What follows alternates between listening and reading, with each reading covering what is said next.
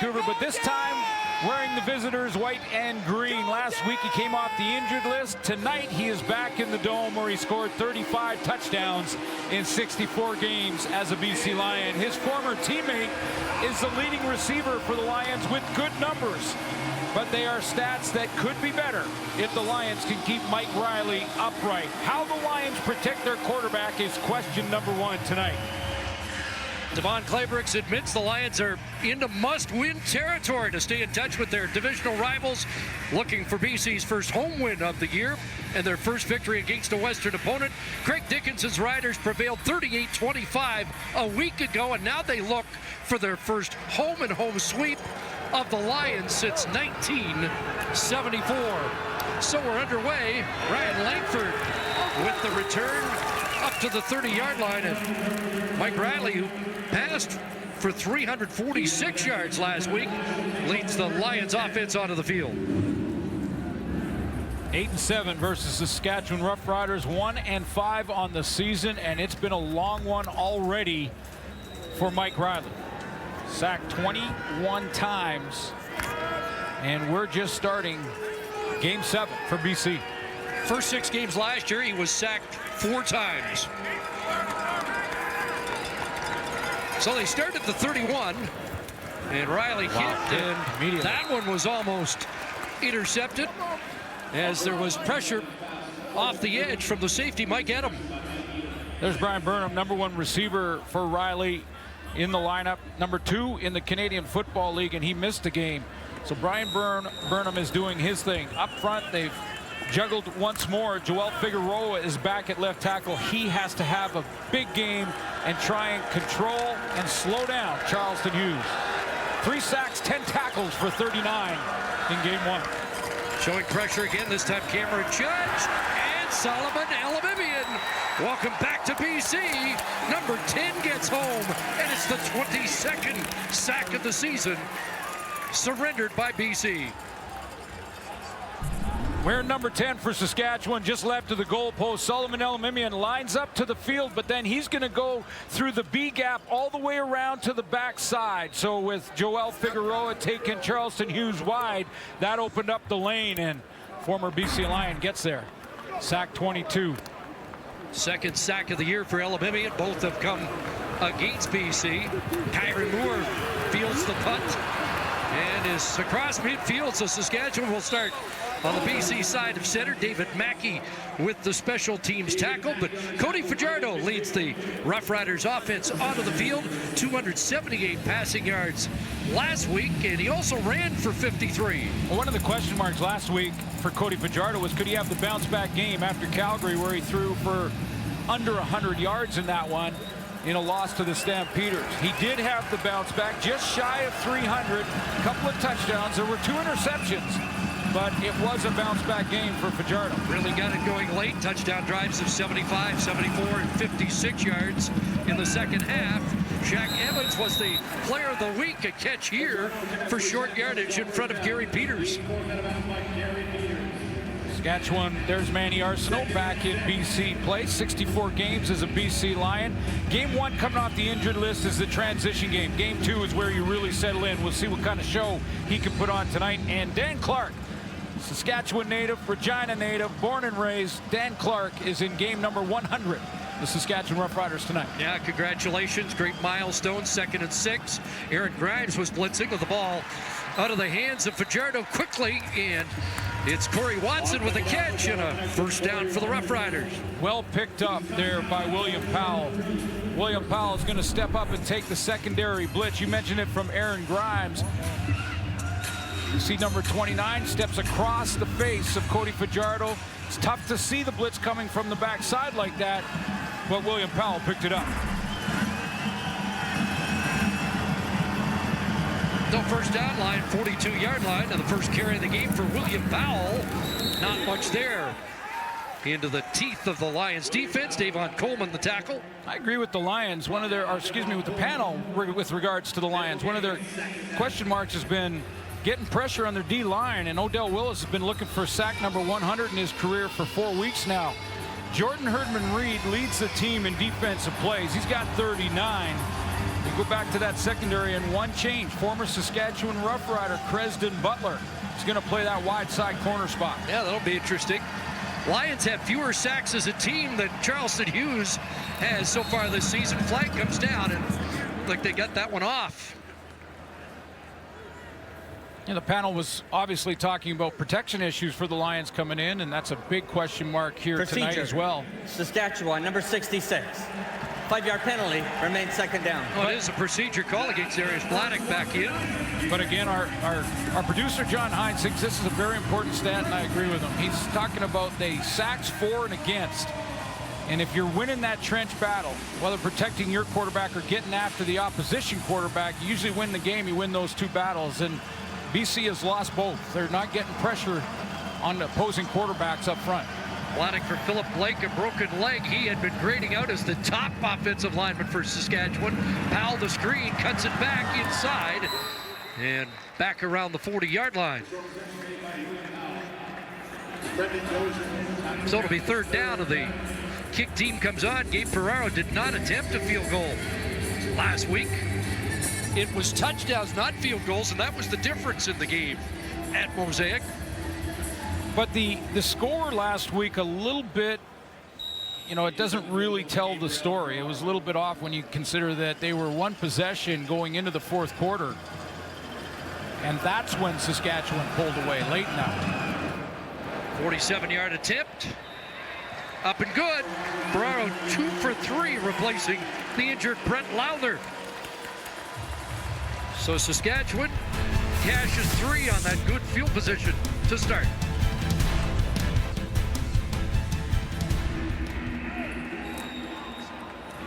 So after the field goal by Ferraro,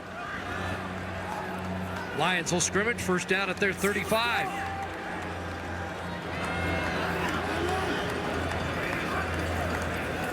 And they'll hand it off to John White. Trying the left side, not much there. Elimimian in the middle of it once again. Well, huge game last week for Charleston Hughes. I mentioned 10 defensive tackles, a couple forced fumbles, and 3 sacks. He leads the league with sacks with 8. Solomon Elimimian got one already in Series 1 for the BC Lions, a former Lion back in BC place. And a change in the secondary. Solomon Means is out. LJ McCray out of Georgetown, South Carolina, plays the wide side corner. Former San Francisco 49ers showing blitz again this time. They jump offside the call. AC Leonard, the former Lion, across the line of scrimmage first, unless he was drawn. So a couple of ways BC can... Offside, Saskatchewan, number 99. 5-yard penalty, remains second down. A couple of ways BC can try and give Mike Riley a little more time back there to throw the football. And one is to get John White involved. Get John White involved in, first of all, protection on blitz pickup, which every back does, but also chipping on Charleston Hughes, stepping up and just getting a shoulder into 39 as he goes off into his pass route. That can slow him down a little bit.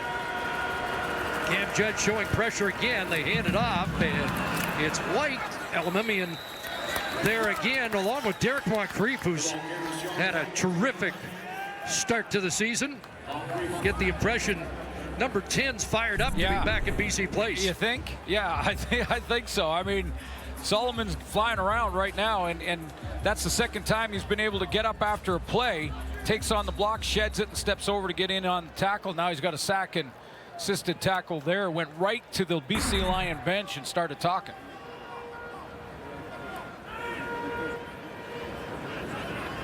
So no first downs yet for the home side. Josh Bartell, the former Rider, finding it away. Marcus Thigpen, who had the TSN turning point play last week, back there on punt return, and he gets stuck.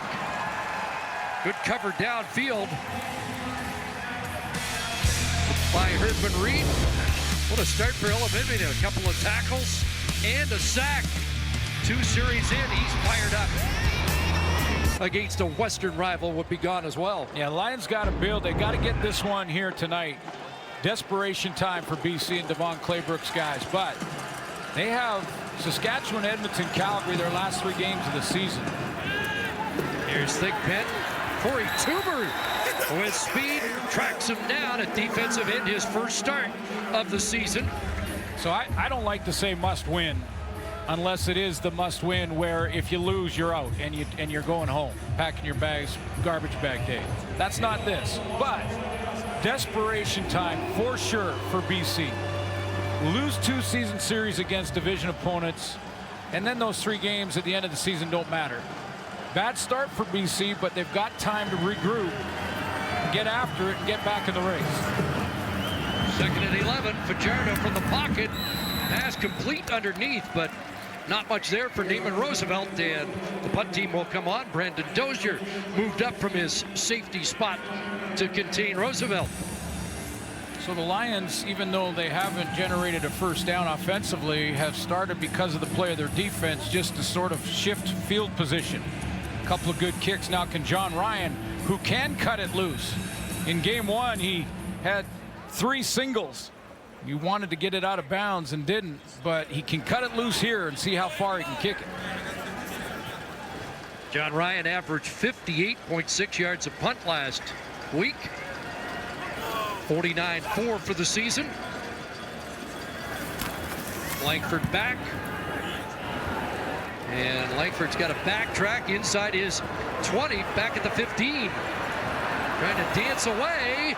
Purifoy will grab him and drag him down. So Ryan just kicked him out of problems. Just changed field position. Big kick. Big move by Ryan. We've talked about the protection issues, and we'll have more on how the Lions have to protect Mike Riley when we come back. Summer is here, and so is the Nissan Now sales event. It's time for adventure. Finding all the must-see spots, making the perfect playlist, and exploring new roads. Don't wait. Make the most out of summer at the Nissan Now sales event with rates as low as 0% or up to $5,000 standard rate finance cash on other select models. At Canada Post, we deliver more than packages. We deliver your passions, your interests, and the things you love. We deliver the opportunity to participate in the world's growing online economy. Canada Post, delivering the online world. Hey, the mountains are calling. Namaste. Namaste to you. Coors Light, the mountains are calling. They were known as the Strike Force, an elite team.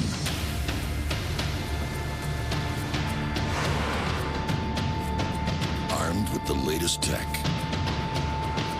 they feared nothing, especially on Thursday nights. Bowling night. Get the semi-autonomous technology of Nissan ProPilot Assist in the 2019 Qashqai.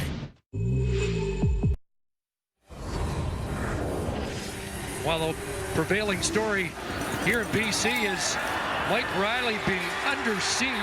12 sacks by the Edmonton Eskimos in 2 games. 21 coming into this, and already won by Saskatchewan. Tonight they have to protect their most valuable asset a little bit more. Already been hit once by Mike Adam as he threw, and sacked once in this game by Solomon Elimimian. So a lot of the same so far. 62-yard punt by John Ryan backs BC up. Has a little time now, just dumps it off underneath, and it's an incomplete pass. Looks like it caught Rutley by surprise. It was so much pressure last week at the end of the game, everybody wondered why he wasn't coming out, but Mike Riley didn't believe he should be pulled from the game. They expect Brian Burnham to come out. Were people mad that Burnham didn't come out? They mad that your starting right guard doesn't come out? They expect your D lineman to come out? Why are we any different? I mean, you expect your guys to fight till the end and never to take a play off no matter what the situation is in the game. And if I'm the leader of our team, how do I expect to go in and tell guys that give me everything you got for all 60 minutes regardless of the situation of the game, but they see me sitting on the sidelines for the last 2 minutes? What kind of message does that send? Well, the message continues. They can't protect their most valuable asset, who I'd suggest is a little bit more important than the right guard. Yeah, and you know, believe me, I'd love to be a teammate of Mike Riley's because of that attitude, because I totally respect his answer there and completely understand that he doesn't want to come out. He wants to battle with his guys, especially the big boys up front. But he is different. And Devon Claybrooks also admitted that in retrospect, he should have taken him out around the 3-minute mark when the game was out of hand and he was still getting pounded. So, you know, he is different. The quarterback position, sometimes you've got to protect the player from himself. I admire it. That's why he is such a great leader. He shouldn't change his mentality, but Devon Claybrooks, in some situations, got to protect him. Got to live to fight another day, don't you? Oh, for sure, for sure. And he is different. The quarterback position, very different. Your season hanging in a thread, and if you lose them for 6 to 8, you know. Boy, it's back to the drawing board for Brian Chu and that offensive line. They've just loaded it up. Saskatchewan's just having a race to the quarterback on every play here in the opening 3 series. Oh, Matt Dunnigan mentioned it just before we got started from the panel's position, saying that it's not just the O-line. It is for sure the O-line, but not just them. The receivers have to know when they're hot. Mike's got to get it out of his hands when he sees the blitz coming. And Jarius Jackson's got to start calling plays that give him that outlet. In other words, if they're sending their linebackers and lining them on the line of scrimmage like we've seen already tonight, Solomon Elimimian a couple times, then just run a receiver right in behind where the linebackers line up normally. I mean, that's simplifying it in a big, big way, but that's a way to just, Mike Riley gets the ball in his hands and he dumps it over the middle immediately. Got to see it. 3 possessions, minus 22 yards. They concede the safety and kick it off. And on the return, Purifoy breaks away. Lucas Purifoy, another former Lion, turns the corner. He'll go in, untouched, touchdown.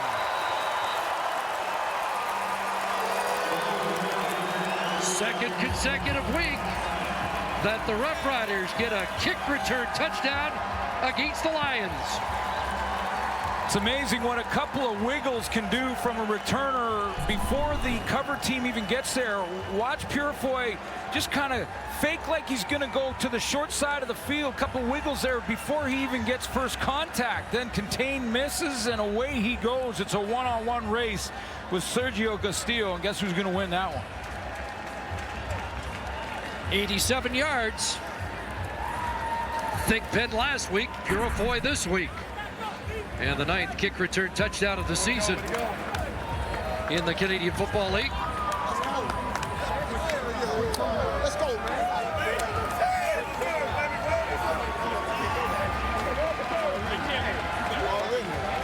That's it, boy.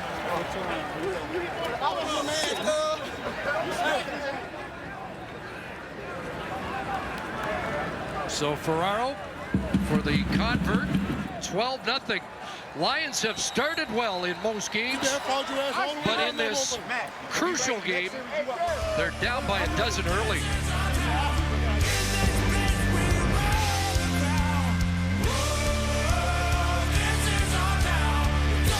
Offside.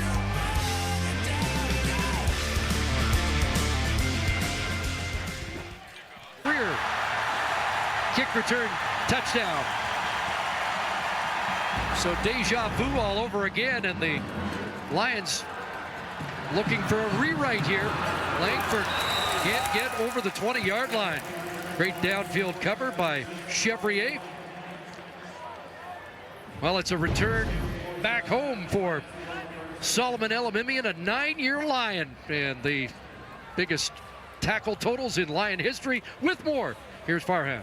Yeah, and Solomon certainly appears motivated at the prospects of playing his former team, but it hasn't always been this comfortable for Solomon since he arrived in Saskatchewan. There are many close to him who believe that his involvement with the Collective Bargaining Association and those negotiations, it was a real difficult situation for him. It took a toll on him physically. It took a toll on him emotionally. He was so invested in those negotiations, and from a physical standpoint, all the travel really affected his ability to prepare for the season. So when he walked in on day 1 of camp, he suffered the calf injury. Now he's back and he looks pretty good. There have been times during that process that he's even suggested this might be his final season. As far as coming back here to BC, you know, he did not want to talk to us at TSN yesterday as part of the broadcast sit-downs. There's still some acrimony from when he left BC to come here, and certainly he wants to focus on business. Didn't want to talk to his former teammates as well, but he's looking good so far with a sack and a couple of tackles early. We'll see how the rest of the game plays out, but very clearly an emotional player coming back home. Number 8 all-time in tackles, closing in on Greg Battle. There's Brian Burnham, a catch, and there's the initial first down of the game for the Lions. Ed Geaney, the tackle. Yeah, with Solomon Elimimian, you're talking about arguably the best linebacker in BC Lion history. I mean, a guy who is outstanding rookie in 10, outstanding D in 14 and 16, outstanding player in 2014. That doesn't happen for defensive players very often, if at all. 71st straight game with a catch for Brian Burnham and a handoff to Brandon Rutley inside. Tackle made by Leonard. What Farhan talked about, though, with Players Association and when you're a player rep, and it's a difficult balancing act because you have to deal with management at a different level in different offices, and has really little to do with actual production on the field. That could be as rough as being in the trenches. Yeah, no question. But they got it done. 2nd and 6. Here it comes. Pocket collapsing. Riley gets it away. Got a completion. And another first down for Brian Burnham up at midfield.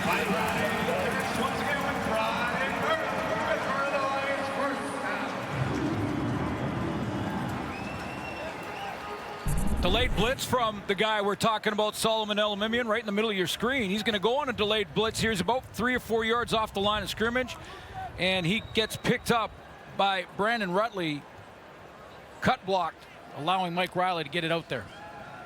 Adam the tackle, Burnham just beyond midfield. And the Lions trying to respond after that kick return touchdown.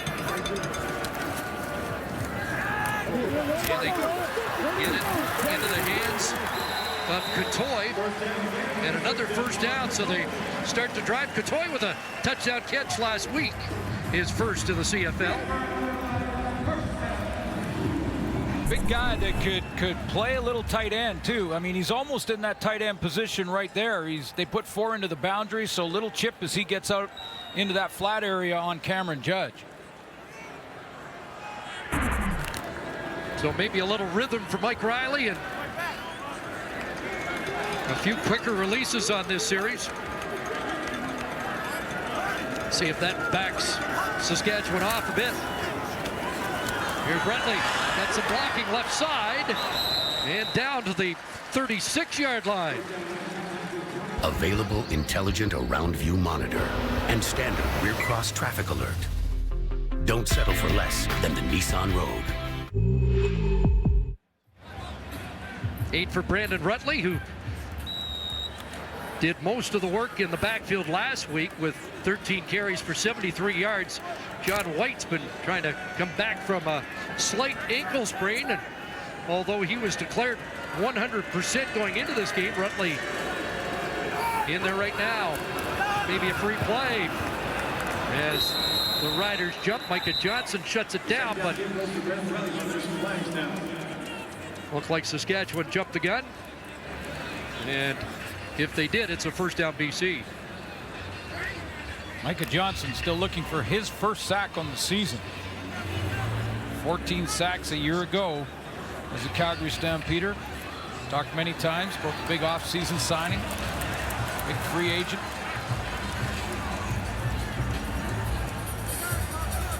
Waiting for confirmation from the replay official. Procedure, no end, BC. Offside, Saskatchewan, number 15. Those penalties offset. We'll redo second down. So the play over, 2nd and 2.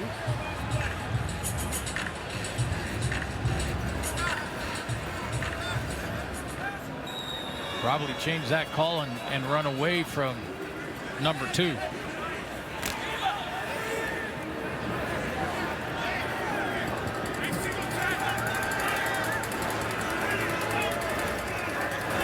2nd and 2 back in the hands of Rutley. And he'll have the first down. We're told that John White has already left the Lions bench, so it looks like it's Rutley's game again after 87 yards from scrimmage last week on 15 touches. And that was the final play of the opening quarter. A big one for the visitors. A field goal, a safety, and a kick return touchdown from Luchez Purifoy. And it's a 12-0 Saskatchewan lead.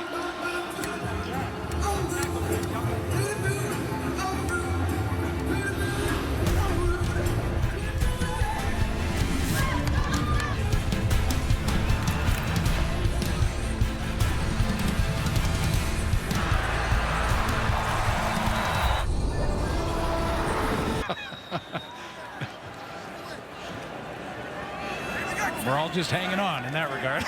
But despite what went wrong for BC in the first quarter, they start the second quarter, first down, Rough Rider territory. Cameron Judge has been blitzing, and Durant unable to run under that rainbow from a pressured Mike Riley. So again, this is a situation now where Charleston Hughes will line up into the boundary. He has been in the 2 games and so far in that first quarter. So he's on the short side of the field. And what are they going to do with 39? Do they put Rutley over there or a tight end to try and help and double team him, widen that edge? Or are they just going to leave it up to Joel Figueroa to try and play him one-on-one? He's up here at the top of your screen, and that's goal number 1. 10th play of the drive, 2nd and 10. Underneath, the catch made, but well short of the first down for Jack Johnson. So Figueroa keeps him wide on that play, but he was there enough that there's no way Mike Riley was going to wait for a deeper route at first down territory. He had to throw that outlet because another split second, and Charleston Hughes coming around the edge and getting to him. So the field goal unit comes on. Castillo 16 of 17. His only miss actually was a game-winning rouge. Not though the way he drew that one up, but otherwise perfect. And didn't deliberately miss that. From 35 out. It's good. BC cuts the lead to 9.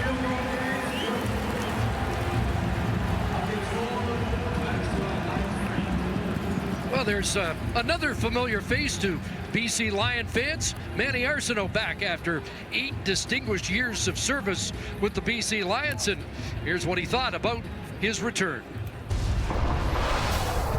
But it'd be good to see some of the fans, you know, people that reached out on social media, some of them then text and email that I built relationships with here. So it'd be good to see their faces again, but it's just all about coming in and winning this game. So that's why after the first one, I was like, okay, but it's gonna mean something to come in and win this second one, and that's what I'm just banking on, getting this second victory.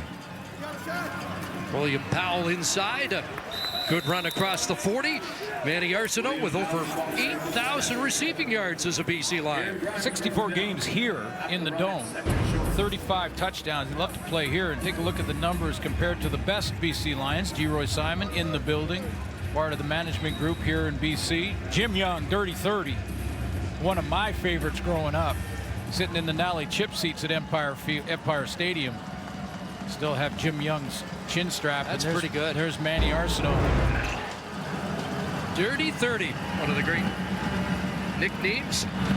Good hair. Oh, here's a quarterback option. And Fajardo to the first down stick at the 45-yard line. Mentioned that he ran 8 times last week, 53 yards. A lot of designed run plays for Fajardo against this BC defense. A little zone read. He pulls the ball and gets outside. He's got Shaq Evans blocking down for him, and then just has to beat that one tackle to get to the first down marker. Malik Harris wrestling him down.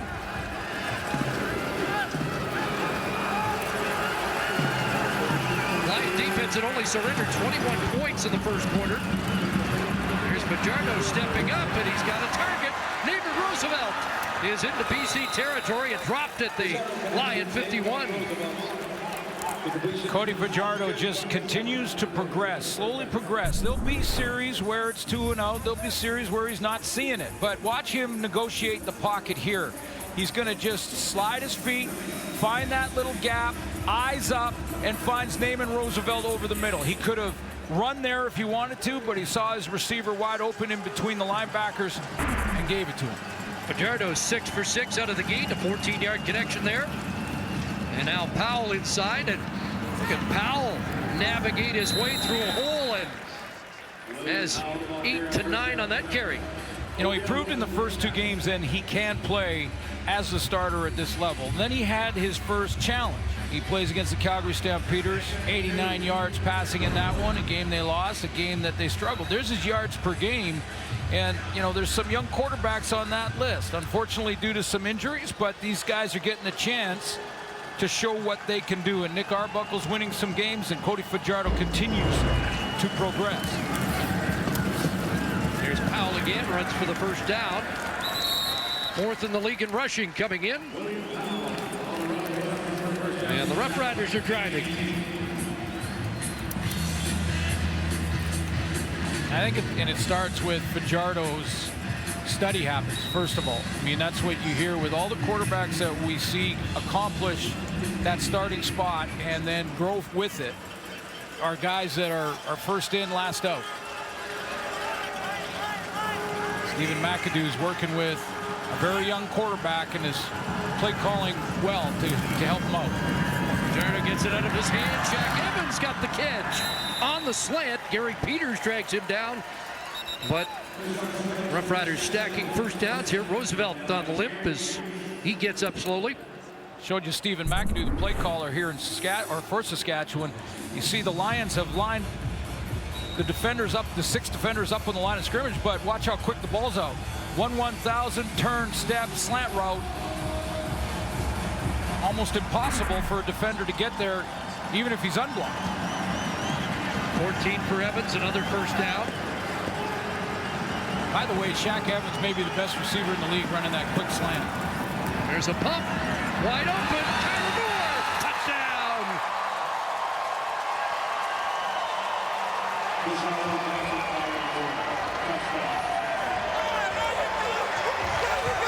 Cody Fajardo said he wanted to see his receivers dancing, and Kyron Moore does just that. Works the slant. Got the run game going, a little bit of William Powell there. He had to run for a first down in the drive. Great pocket negotiation throughout this drive as he's just finding his little hole, finding his throwing lane. And that time he saw Kyron Moore in behind TJ Lee.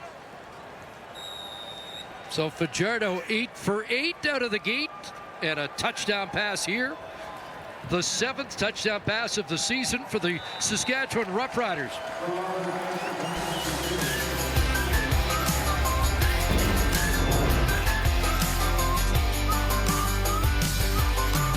Line on my shoulder makes shapes in the cloud. Straight to my head, never wanna come down. And at halftime, a live performance from Chad Brownlee. Our coverage that night begins at 7 Eastern, 4 Pacific, all night long, only on TSN next Thursday. Big fan of Chan Brownlee. Big fan. Ryan Langford's not been able to find any grease in that kick return coverage so far tonight. So young quarterback Cody Fajardo in the first quarter really not generating much offense at all. And then he settles in, looks at the iPad through the break, comes out with a real nice 7-play, 75-yard drive, took up 4 minutes and 12 seconds. Nice accurate throws and finishes it off to Kyron Moore in behind coverage. 7th touchdown pass of the year for number 7. Last year, Saskatchewan's 7th touchdown pass came on Labor Day. Oh, Mike Riley needs to respond. Hands it off here. Inside, not much there. Looked like John White back in after leaving the bench for a short time. Wonder if he needed some medical attention or maybe just needed to be re-taped up on that ankle. Short yardage and back into 2nd and long, something the Lions were trying to avoid here in the rematch. And they get to him again. Down goes once again. Zach Evans on the scene. And it will be his first sack of the season. Won't take long for the frustrations to build for Mike Riley. Watch the spin move from Zach Evans. Up the field, spins just as he's making contact with Norman. And when he comes out and around the corner there, Riley's trying to step up, steps right into him.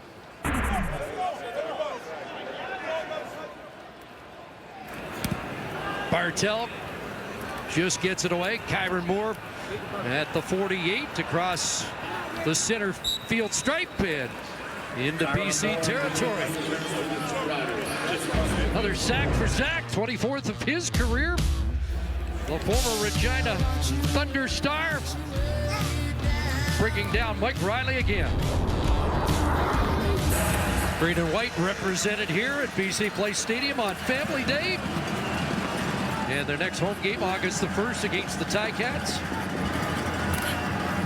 Starting on the Lions side of half again, and William Powell powering his way down around the 45. Tempers start to get short.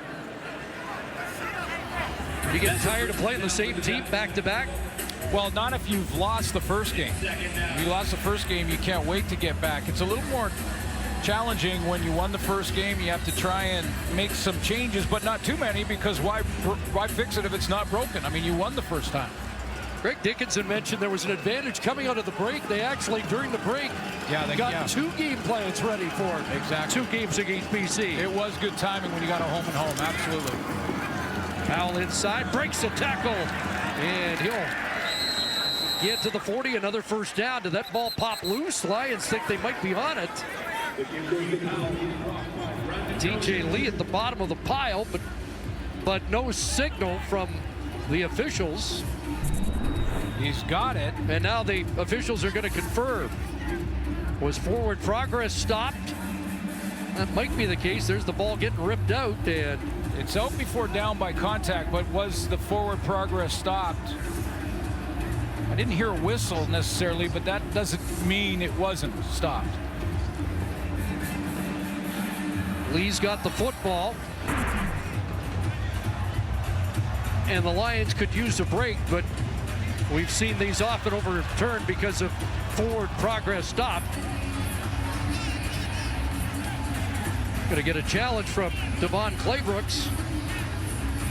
But if they tell him that they're ruling forward progress is stopped, they'll probably let him pick the flag up. Well, and because that they've already reviewed it. Potential turnover, they were reviewing it already, so that's what they're explaining to Devon Claybrooks right now, that you're not going to get a different outcome by challenging. We just reviewed it.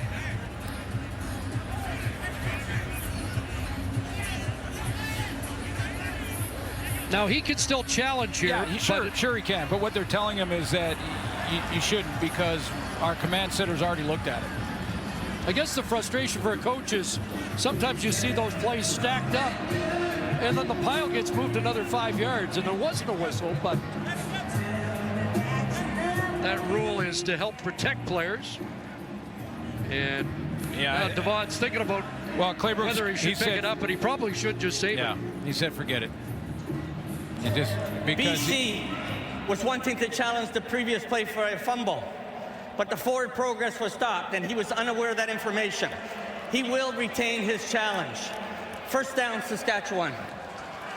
Again, he could have challenged, but the odds of him winning it were remote. Absolutely. He was able to challenge, but needed that extra information because there was no whistle, but forward progress can be stopped without a whistle. And that's the officials will just determine that on their own, and then that's what they ruled, so they let him know that, and he can pick up his flag. One area where Devon Claybrooks has been good. He's 7 for 7 in the challenge category.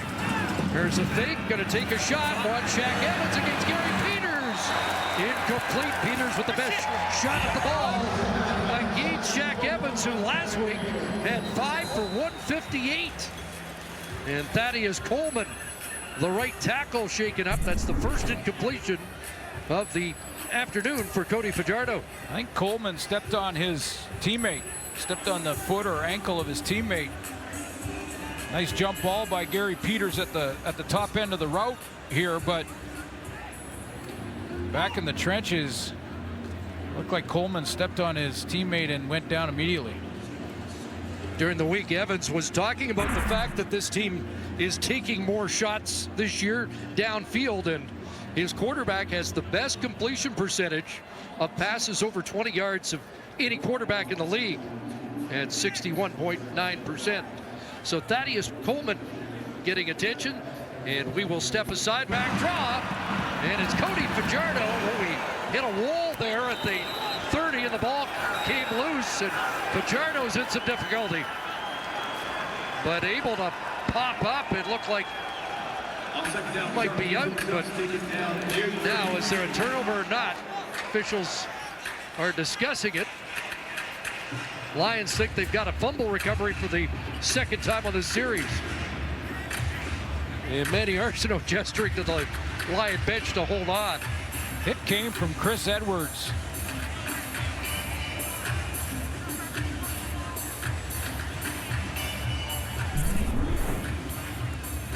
Watch to the left of your screen.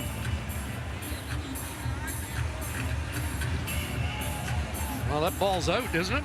And you could see the grimace of pain.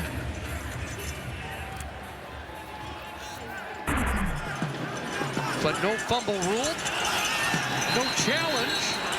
Now there is a challenge. Yeah. And I was surprised if there wasn't. And Chris Edwards fired up because he thought it was a fumble all along.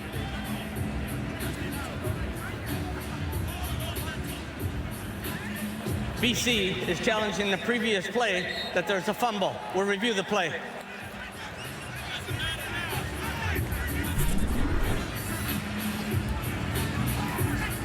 Because Cody Fajardo is a runner, basically another back in the open field, he doesn't get the same protection rules that he would from the pocket.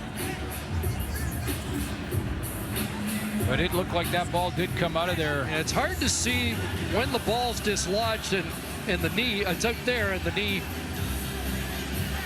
But you could see the look of discomfort on Fajardo's face as he was hit before the knee went down. Well, and right now they are, you got to believe that the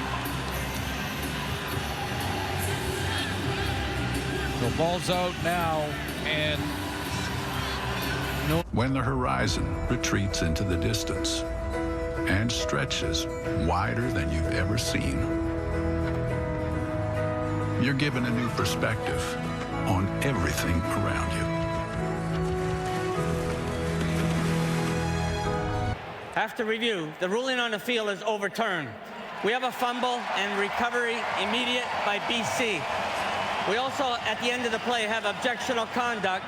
BC will apply 10 yards to be first down, BC. Well, Devon Claybrooks still perfect on challenges. He wished the win-loss record was like that. But a turnover here, and the Lions needed that.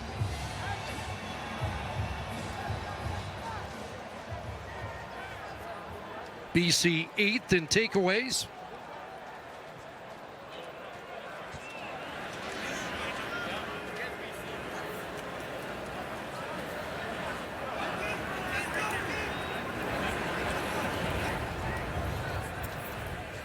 Penalty marches it back to the 20-yard line. And that's where BC will put the ball in play. Objectionable conduct against the BC bench, so the Lions too much to say, probably because they had to use a challenge to get that turnover. Well, and I'll just say this, teams with losing records get that penalty.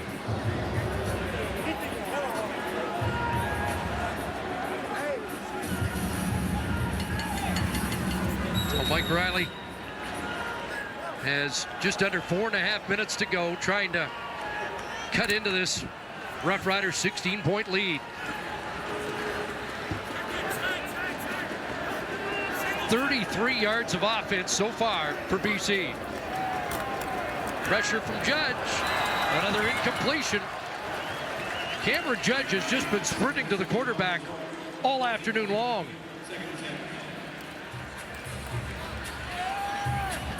Mike Riley's, that's his 19th play. They've run 6 running plays. He has been hit 5 times, sacked 3 times, hurried twice.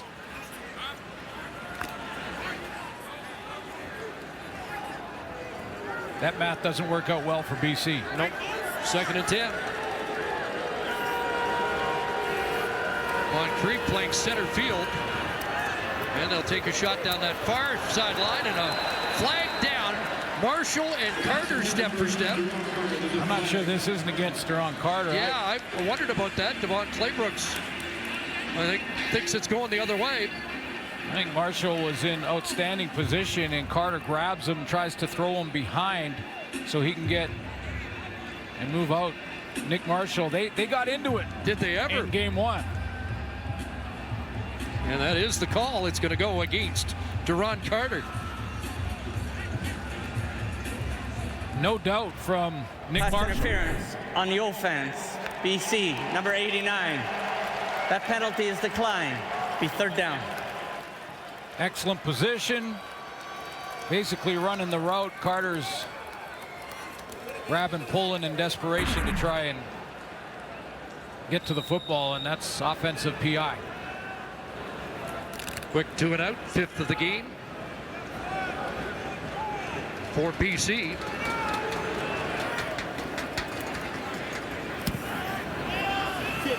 Martell's wobbly punt fielded at the 50. They fake the reverse, and the speedster, Kyron Moore, swerved back into BC territory at the Lion 41. The field position, the field tilted in this first half in favor of the green and white. I watched Fajardo while Mike Riley was out there getting hit again, and 2-3 plays, he didn't show any sign that hit where he fumbled the ball in the last series is affecting him. He's right back in there calling the plays. He looks sharp. So good news for Riders and the Rider fans that their quarterback's okay.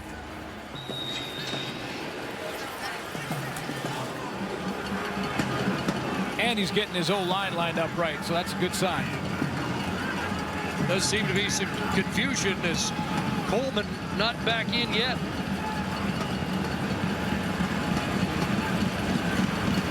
Final play before the warning. Fajardo pumps, throws, and short hops it. Intended for Arsenault, well covered by Aaron Grimes. This time the Lions heat creates an incompletion. We hit the 3-minute warning here, first half at BC Play. Bad news in Hamilton. We'll talk more about Jeremiah Masoli as this day wears on. You see Thaddeus Coleman back in at right tackle after limping off earlier. 2nd and 10 here, and they call the draw to Powell. William Powell, and he finds a crease. Nobody's going to catch. William Powell, touchdown. A 42-yard scamper, his longest run of the year.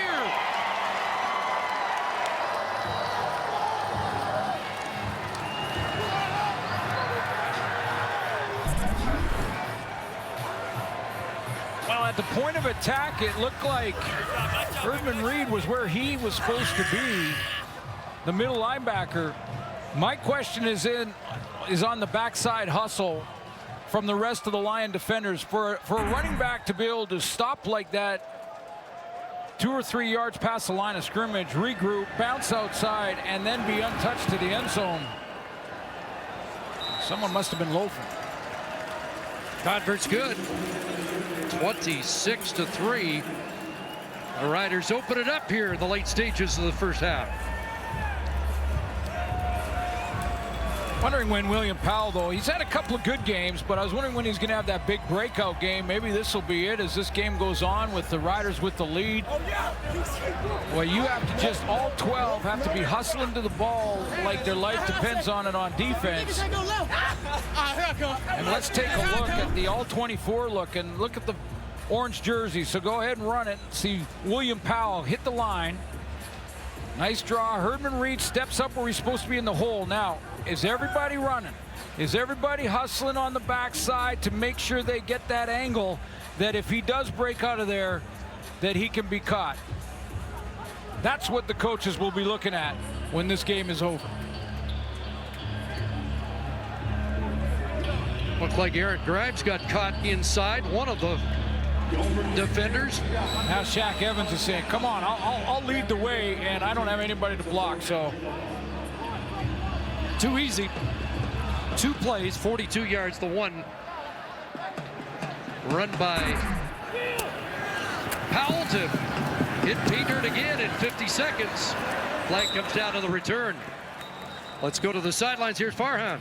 Guys, plenty of problems, as you've mentioned, with the Lions' offensive line, not the least of which is continuity. Only twice this season have they started the same 5 in all the same spots, and generally the trend has been whenever they bring in one newcomer, it affects 2 to 3 other positions to accommodate the change. Ed Hervey addressed a number of different position groups this week. One of them was the offensive line, and he said to the coaches, find out where these guys are comfortable and quit moving them around. That's why Brett Boyko moved from the left side, or from the right side to the left side. He is backing up this week, and there's a narrative out there that the Lions have spent so much on Mike Riley that they haven't been able to spend enough to protect him, and that hasn't been the case. They have invested in these players.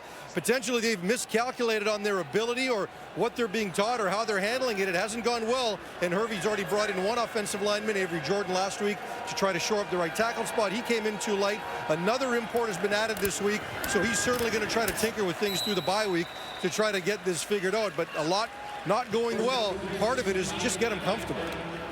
You're right. It's not a must-win, but it's getting late early for the BC Lions. Well, they'll lose another season series, and part of the responsibility falls on his shoulders. Darius Jackson, the offensive coordinator, he knows it. I saw good game plans against Calgary where they had a 10-point lead going in there late. They lost that game, but were right in it. It was a pretty good game plan against Toronto. But there are times when good play calling can help an inexperienced or struggling offensive line. Like they're ruling a catch, which would be the a first ruling on down. the field is an incomplete pass. Now they're going to say incomplete, which is what it looked like. But that's one thing. I mean, if the coaching staff is just flipping positions for the O-lineman, and you know, going from playing left tackle, for instance, to right tackle is kind of like going from being right-handed to left-handed. You try and do that and live for a day with the opposite hand. It's completely different footwork. So if the juggling has been going on all season, as Farhan mentions, then that's a real issue. Just get them in a position, take some lumps early, which they have big time, and let them settle in. But play calling can help. I can hear Saskatchewan fans saying, though, wait a minute, we've got 3 starters that are injured on our offensive line. Well, exactly. But starters that have been replaced by guys that are playing in their comfortable position. 11 different changes from week to week on that BC offensive unit. And another start on the Lions side of half. Prior to the last exchange, the Roughriders' average start, field position start, was the Saskatchewan 49. That will be improved even more. Yeah, they need a defensive play to try and switch that field position. John Ryan, by the way, started it all with that big 60-plus yard punt. The Lions had got a little bit of an edge early in the first quarter in field position, even though both offenses were struggling. But then Ryan kicked him out of trouble, got the field position back, and Cody Fajardo went to work. And kicked the Lions into trouble. Man, the defense backed them up. Fajardo, there was a duck and chuck, and the pass knocked down, incomplete. Saskatchewan has started on average a 51-yard line. Now the 51 after the last return by Kyron Moore. 2nd and 10 here. It's all about real estate. Real estate turns into that right there. And as you know, it's hard to acquire here on the West Coast. Yeah, is it ever.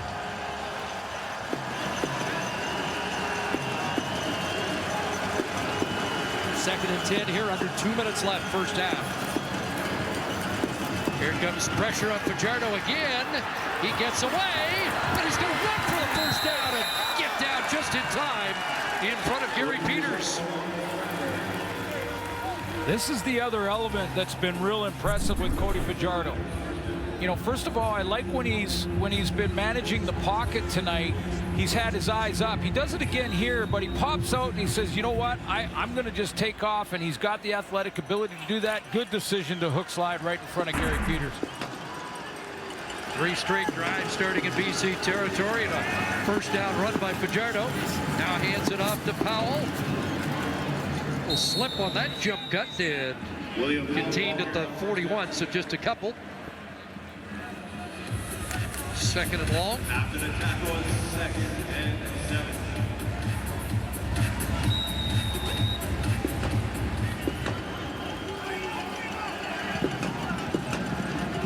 It's going to be a comfortable lead at the half any way they slice it, but the Lions need to make sure it's 3, not 7. At worst. 2nd and 8. Powell again. Right side, William Powell, and driven back at the 30 when it looked like he might have another first down. It's going to be interesting here for Craig Dickinson. I think where are they? They're about a yard away. It's like well, he got a good spot too, so it might be less than a yard. Under a yard, yeah, so go ahead and get it. Run one more play, maybe take a shot. Even an intermediate throw can turn into another 7, and then you really put the pedal to the metal here. I like the choice. 4 for 5, short yardage. Flag came down. Usually offside defense, but will this one be early movement?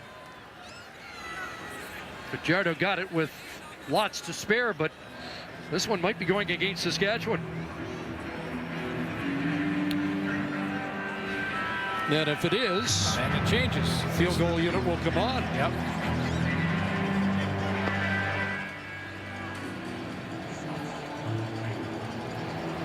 Procedure.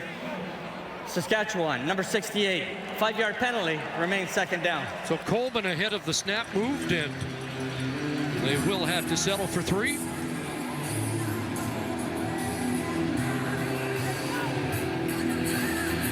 And first half where Craig Dickinson's had very little to nitpick about. A couple guys on the field goal team. Charleston Hughes, sorry about that. Charleston Hughes and Micah Johnson, both on the field goal team.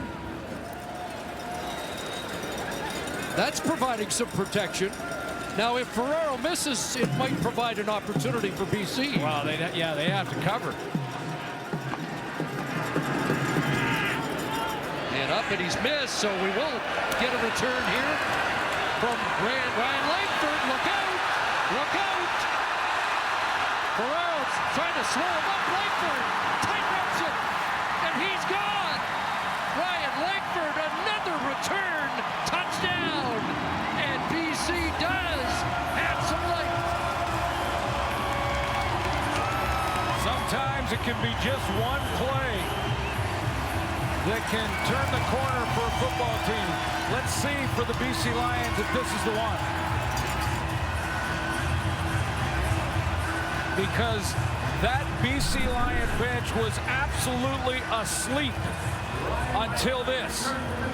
And they erupted, and I think the bench ran the final 30 yards with Langford as he got to the end zone. Gets outside right down the sideline, does not step out of bounds. No flags, goodbye, 17's gone. Hadn't had much going on return so far tonight, but it all changes with a 118-yard missed field goal return for a touchdown.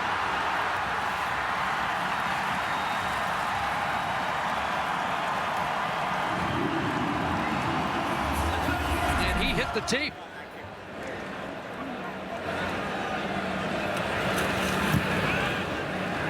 Well, it's a 16-point lead now for the Roughriders, but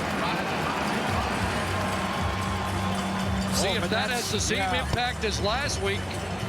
In the late stages of the first half, it was Thigpen for Saskatchewan who got his team kick-started. Can this be enough to get BC back in it? You know, Ryan Langford's been on the roster now for a couple of weeks. He's been in the return game, and I know Lions fans watching this return are going to say it's time to put 17 on the offense and see if he can help Mike Riley out, because he shows some great speed on this return, and let's see if the special teams can ignite BC Lions. Gotta do it. Gotta do it.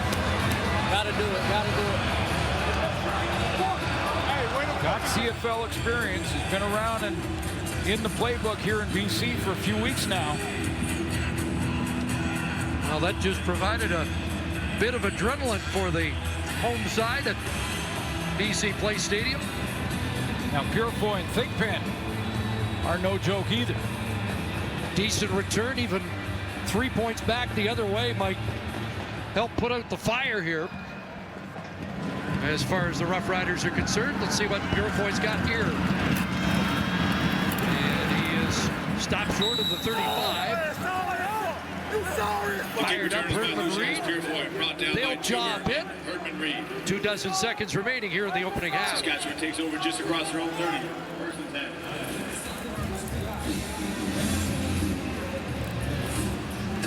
Simon Fraser guy pumped up. Absolutely. That's what that special teams play did. See if the compete level for BC goes up a notch. Likely not in this half, but boy, that's big in the going in at halftime to have that play for the BC Lions. And off to Thigpen. Not much there. The ball carriers Thigpen. You're Saskatchewan, you're on the road. You just let that one, get rid of that one. Go make the adjustments on your special teams. You say we got a 16-point lead. Protect the lead on the road. Going at halftime. And Lions with only 2 big returns all year on kickoffs, punts, and missed field goals, but both have gone for touchdowns. Protect the lead here and take a knee and going at halftime. Well, despite that final minute, good first half for the visitors. And it will be 26-10 at halftime for the Saskatchewan Roughriders. Let's head to the panel and get their take. Here's Rod Smith. Thanks. Let's start with the kick return. After a first half that saw so many things go wrong, can that give you life? Yeah, I mean, we got some momentum coming in. We got to come out and get some stops here, and then we can get back in the game. What's the bigger concern for you right now? The inability to protect Mike, or defensively the continued missed tackles? Well, I mean, we're in positions and the guys are playing hard. We just got to play hard under controlled chaos. And we got to understand that they're stinging us. They're sending one more on a delayed blitz there. So we got to start. We got to throw some hots and we got to adjust that way. And then hopefully get the ball out of Mike's hand quick and get us in second and short. And then we can do some things. Emotionally, what was the message at halftime? Just stay together, one play at a time. Don't try to do too much, because when you get in trouble is when you try to compensate or try to do too much. Just make average plays. That's all we got to do. Average plays to get us back in this game. Thanks for this. Thank you. So here we go, second half. Back-to-back games with a kick return touchdown for the Saskatchewan Roughriders. Only the second team in history to do that. Winnipeg did it back in 1994. Here comes Cody Fajardo, 8 for 11, 72 yards and a touchdown in that opening half. Yeah, it's a big drive for Cody Fajardo after the momentum swing with the Langford touchdown to end the half for BC. Get them back in this game to 2 possessions. Big drive here, go a long way to taking that momentum back. And only the second, or the last time Saskatchewan had 2 kickoff returns for touchdowns in a year, 2000. Here's Fajardo taking off, and the Heatford slide up at the 42-yard line. That was Demetrius Bendros. Remember Demetrius Bendros? Right, yeah. Yeah. Had both of them back in 2000. You heard Cody Fajardo talk to Farhan before at the break, just talked before halftime started, talking about being smarter about hook slide. Executes it right there. Well, they mark it back at the 40. So a little longer than we first thought. 2nd and 6, and Powell crashes up around the 46, and he should have it. It's an important second down run there, and just patience from William Powell. Patience allowed him to just find a block, and he only needed one just because the Lions had loaded the line of scrimmage. They were run blitzing to try and fill every gap, and a bit of patience from William Powell, and you get it right up there to that marker. Yardsticks come out for a measurement. Fajardo will stay out regardless. And it looks like short. What, about 3 or 4 chain lengths short?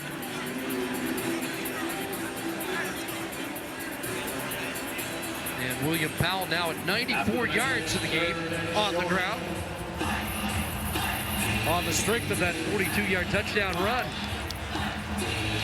Had a 100-yard game in week 1 for the Roughriders against the Ticats in Hamilton, their next opponents on August 1st.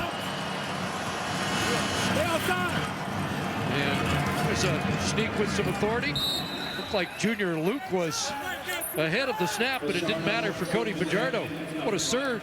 Right behind Dan Clark. Game 100. And that's a fun play for the guys up front. They just get to drive off, stay low, and just push.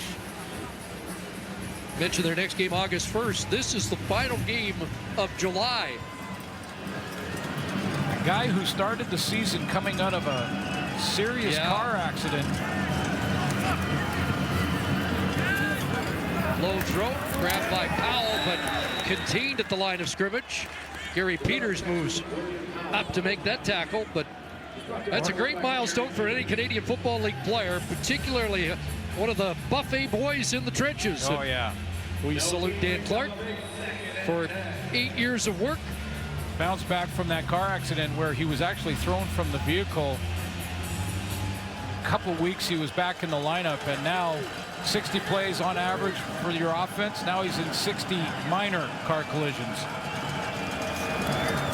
3-man rush, 2nd and 10. Fajardo sprints out of the pocket, and he'll take off, but gets bumped out short of the first down. So the kick team will have to come on.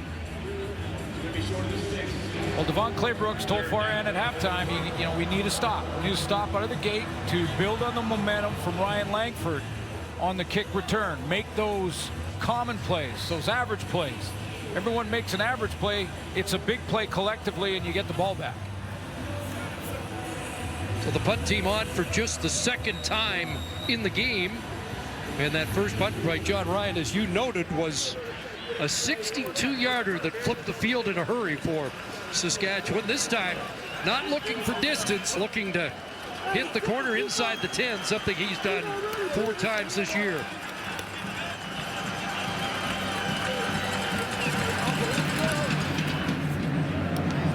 But he sails that one deep, and that one going to pass right through for a single point. So not what he was looking for. It's a 17-point lead for Saskatchewan here after the opening series, 3rd quarter. He can try and help himself here a little bit as to pick up the sting blitz on the delay and get the ball out of his hands quickly on the hot route. Start at the 35 to get it out of his hands quickly. Ball is tipped. Johnson can't hold on to it. And Moncrief in the neighborhood almost had an interception. Well, that's the exact solution. So here it is. Here's a great example. Delayed blitz from Solomon Elimimian. That means hot route is right here. It happens to be Shaq Johnson here. So delayed blitz from Elimimian, hot route. Get it out of there now. Tipped at the line, and Johnson loses the handle, almost intercepted. Make that catch. Mike Riley, 2 of his last 7. 2nd and 10. Late blitz. Big the hitch, throws the slant. It's incomplete. Burnham can't hang on. There is a flag in the Lions' backfield. That's a holding call against BC.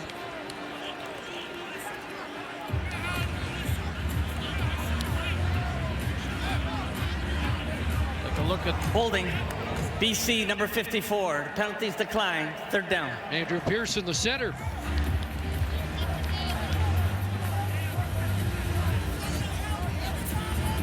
Andrew Pearson's trying to handle Micah Johnson. Micah Johnson is right here. Pearson the center, and you'll see why he gets the holding call.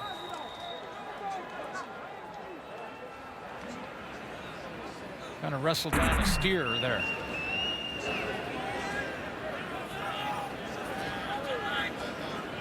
Almost looked like Andrew Pearson was looking at that iPad saying, I know, but it's Micah Johnson. 7th to an out on 8 possessions for BC. Bartel's punt. Kyron Moore the return. Nearly lost the handle, but reels it back in.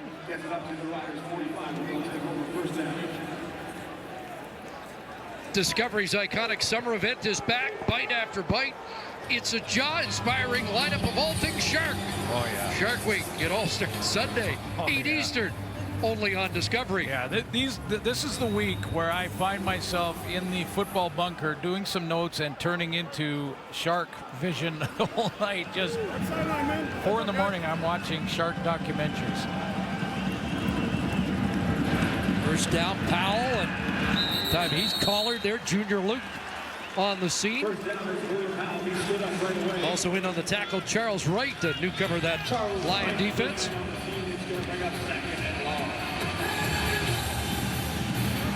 As Powell closes in on a 100-yard gain, looks like he'll be 5 yards short of that as they give him 1. One of the few times that Saskatchewan started on their own side of center in this game, and the reason for that was John Ryan's missed kick into the end zone back a few plays ago. And even this is decent field position. 2nd and 9, and Watson can't make the catch. Gonna be a late hit on the quarterback, Charles Wright. Watson's gonna get a do-over. Major foul, roughing the passer. BC, number 96. 15-yard penalty, automatic first down. Newcomer out of Vanderbilt, and the Lions can't afford those. Saw it coming. He got there, but he had plenty of time to redirect and not put his shoulder right under the chin of Cody Fajardo. I threw a flag on that one.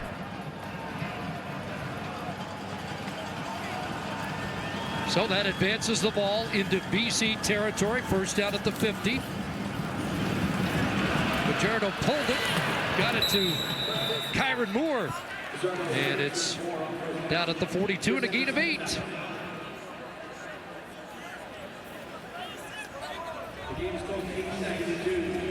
Lots of pressure on D coordinator Rich Stubler now, because you're down by 17 heading into the 3rd. There's no way that you can give up another major. Had him off the field, but for the penalty from Charles Wright. Odell's still sitting on 99 career sacks. 2nd and short. Throw the hitch, and that is stopped by the safety. Nice play by Brandon Dozier. Well, this is how it works. Aaron Grimes comes on the secondary blitz. That's the start of it. So that means Dozier, the safety's got to come down and cover. So they're just selling out here. You're going to see from the right of your screen, Aaron Grimes coming in. He tries to jump and get it knocked out of the air, but Dozier's got to come and replace him. So he comes and replaces him in coverage, and he just sprints right by the block of Shaq Evans. Well, because BC's already returned a missed field goal for a touchdown, they're not going to try a 52-yarder. John Ryan's going to try and hit the corner this time. And this is going to be fielded there you go. At the 6. Ryan Langford stepping out of bounds deep in BC territory, but Saskatchewan denied more points on that solid defensive. And family day here, and the young fans hoping that the Lions can rally here in the second half. Long field for Mike Riley, but had time, and that one broken up. Luchez Purifoy got there just in time, or Lamar Durant is running to the end zone. Well, and it may take Saskatchewan, if he makes that play, out of their delayed blitz. There's Solomon Elamimian again. Look at him trying to find a spot. They load it up, and finally Riley gets the protection he needs and just doesn't put enough air on the ball to allow Lamar Durant to run underneath that. Great recovery from Luchez Purifoy. Get his hands on it. He does the push-ups, thought he should have had the interception, but that's a clutch knockdown to prevent what could have been a touchdown. 2nd and 10. from the end zone. There's a connection, and Burnham steps out at the first down stick. And see how close that is. Is it going to be? It is a first down, so they don't have to worry about 3rd and inches. You know, our quarterback sitting in the studio right now, those are guys that when I ever talk to them about blitzes, when we're sitting in a restaurant and we get all the salt shakers and pepper shakers and we're going game planning at the table, I'll say, well, I'm going to send my delayed blitzes here, and Dunnigan will just look at me and go, bring it, just bring it, because we're going to hit that deep one down the middle. They just missed it to Durant. Just the second possession for BC in the game that didn't result in a 2-and-out. John White, the carry here. And it's going to be 2nd and long. So if Solomon here, who's right now is going to go delayed blitz, the soft spot should be right where he leaves, right in the middle. So you need a receiver to get to that spot immediately, and then Riley has a chance to get rid of it. There goes Solomon. Now he's covering man-to-man outside, right to the hole. There it is. There you go. And that pass dropped. Durant can't hang on. Purifoy there defensively again. Did he get a hand on it? Now this is where this is where the receiver's responsibility is. You got to get your man off you here.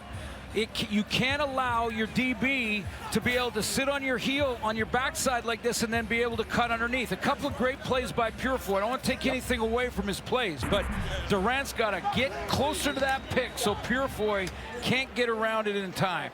And that's where now it's on the responsibility of the receiver to come up with the play. So Bartel to punt. Boundary, boundary, boundary! And fielded by Thigpen. Again, they fake the reverse. You know how fast Thigpen is, and he turns the corner and tight ropes it down. They're gonna, oh, where are they gonna roll him out? At the 44. Another start for Cody Fajardo on the BC Lions side of half. Enjoying a 17-point lead here midway through the 3rd quarter. Protecting the football well so far, 11 of 14, so great completion percentage. And Steve Walsh got quite the resume. No mistakes, 40 yards rushing for Fajardo. And short hops that. 77 yards passing for Fajardo in the game.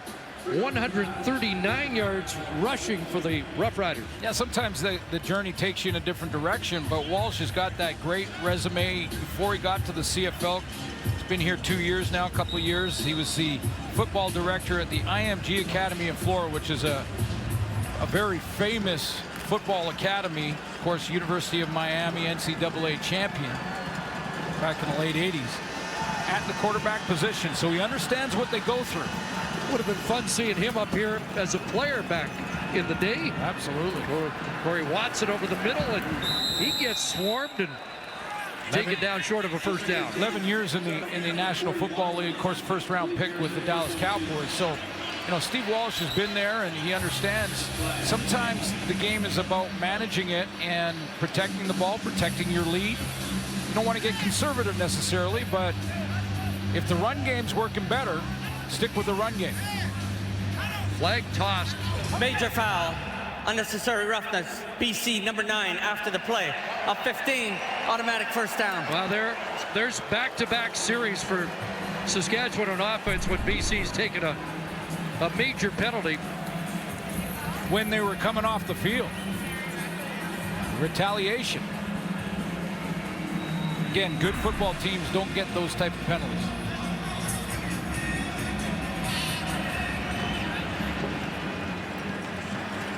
Top defensive player for the Lions last year is going to cool down on the sidelines. First down. Powell running straight ahead down to the 15, and for the first time today, a team has reached the red zone. I just want to emphasize one thing with that Davon Coleman. I want to pick on Coleman because this happens to everybody. You can fall into that and get frustrated and retaliate, but for young kids that are watching, that are playing the game, playing hockey, whatever it is, retaliating in that little push is not tough. Okay, that's not tough. Tough is to have the discipline to not do it. As you saw, Powell over 100 and straight ahead again for another Saskatchewan first down. That's tough. That's tough. Driving a run play right up the middle and just grinding it. Big boys just pushing, grinding. Now Davon Coleman's over on the sideline because of his penalty, so he's out of the middle of the defense. He's the guy that's supposed to be plugging the hole. Exactly.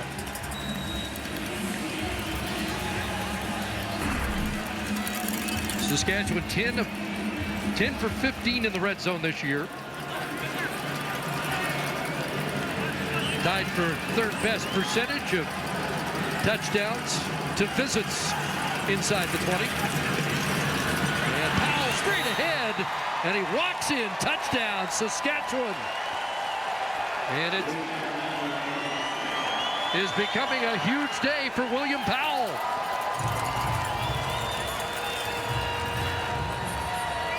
Second touchdown run, and again, this happens after they were off the field. Yep, off the field, and Davon Coleman takes the flag. And then the trickle-down effect, because Davon Coleman gets the penalty on a silly little push retaliation, and the Riders run the ball 3 straight times right where he lines up. Normally, is now on the bench, standing beside Devon Claybrook.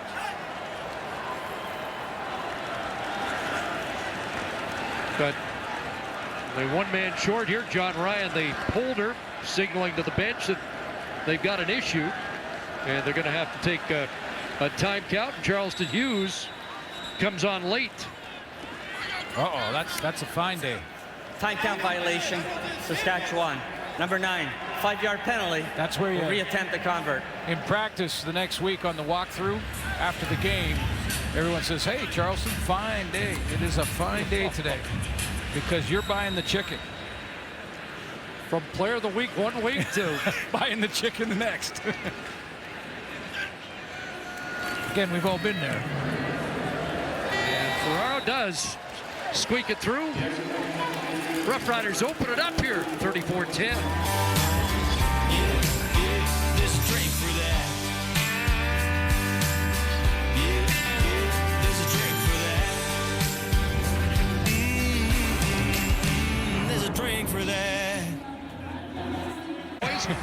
But Powell at 14 for 117 yards. They'll eat whatever you put in front of them. Yeah. I should have known better than that. There's a fake reverse, and look out! Ryan Langford trying to turn the corner and does. Is he going to do it again? Inside and gone. A missed field goal return touchdown, and Ryan Langford has a kick return touchdown. Well, Langford's trying to keep them in it.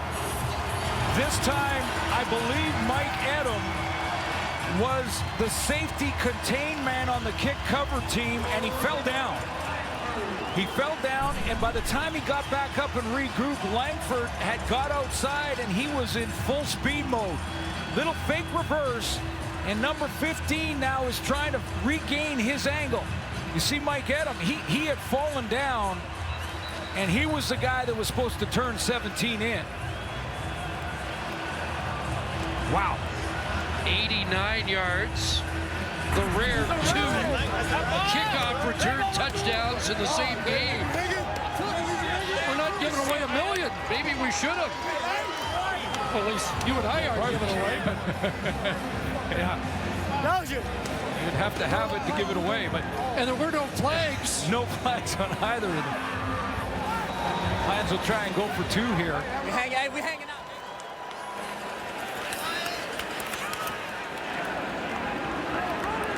Lions have 4 offensive touchdowns at home this year. 3 have come on kick returns.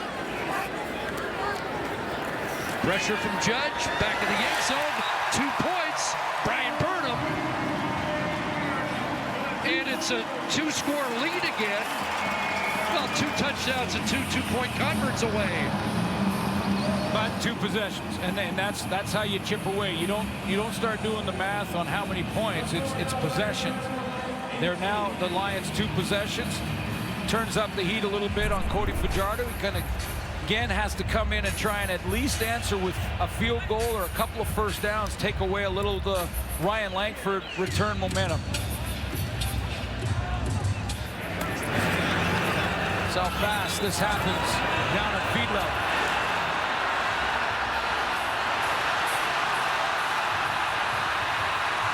Picking him up and putting him down, isn't he? Craig Dickinson mentioned to me yesterday, one of his pet peeves is poor pursuit angles, and I'm sure when he watches the film of that, he's going to be a little concerned. Well, I agree. I'd go onside right now. I agree, Chris, and Edom.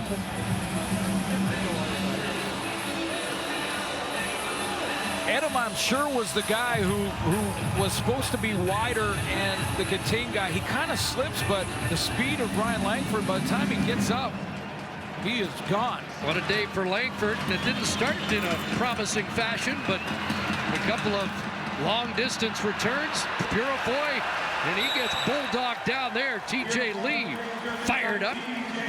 Let's go down the sidelines. Here's Farhan. Guys, earlier this season when the Lions lost that heartbreaker in Calgary, Red Blacks head coach Rick Campbell, a friend of Devon Claybrooks, sent him a text and said, keep your head up, keep your team together. Well, fast forward to Thursday when the Red Blacks lost to Calgary with that controversial coaching decision. Claybrooks basically copy and pasted the same text and sent it back to Campbell, who might in turn send it back if the Lions lose here. Through all of these losses, though, it's been very important to Claybrooks to stay measured and stay in control. A number of his players told me they expected him to get hot and at times looked like he'd lost control, and that was the one thing he didn't want to do. He wanted to make sure that he was always in control so the players would always stay in control, and that's been the one thing about his coaching philosophy he didn't think would be tested this early in the season. It has, and he stuck true to it. Now he's got to figure out how to fix it, because he may be staying in control, but Davon Coleman getting that penalty for a retaliation push that really was nothing, and a terrible penalty, terrible decision turned into a touchdown against. So what does Devon Claybrooks do now to say, hey, if you're not going to follow my example of staying control on the sideline, then I'm going to have to start with a fine system, and it's going to be playing time, and if you go past losing playing time, then you're out, you're gone. Coleman back in, and a first down run. I was going to say one of his pet peeves is poor tackling, and you saw it on the first carry by Thigpen when it looked like he might be stopped in the backfield, but back-to-back carries for Thigpen, and it produces a first down. Well, and give credit to the talent that are making the tacklers miss, for sure, and William Powell and guys like Marcus Thigpen. However, one thing that can help you when you're struggling in tackling is pursuit. There's 12 guys out there. All 12 got to get to the ball. First and 10. Fajardo, a little shovel inside for Corey Watson. And he's up to midfield. Final minute, third quarter. By the way, Ryan Langford, 258 return yards so far in this game. And in 100, Dan Clark getting her done up front. And watch this. He takes on his man. Good drive block. Drive him, drive him, drive him, drive him. Get back in there and just whatever the opposite color jersey is in front of you, just keep plowing through it all. Doesn't look like orange is his favorite color. Fajardo hit, but got it away. And another catch for Watson down to the 51, so about 3 on that play. One more play barring penalty in the third quarter. We're through 3 quarters, or almost through 3 quarters, and neither quarterback is into triple figures. Fajardo 98 yards passing, Mike Riley 66. Langford has more return yards than the offense. Yep. Second down, they send pressure. Arsenault's got a catch. First of the game. He keeps his streak going. Had to wait till the fourth quarter last week. First catch comes on the final play of the third quarter. Forward progress at the 45. Going to be just short of a first down.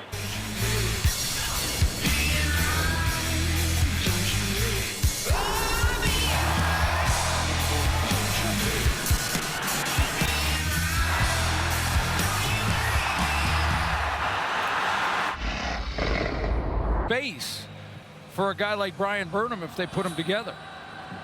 And Langford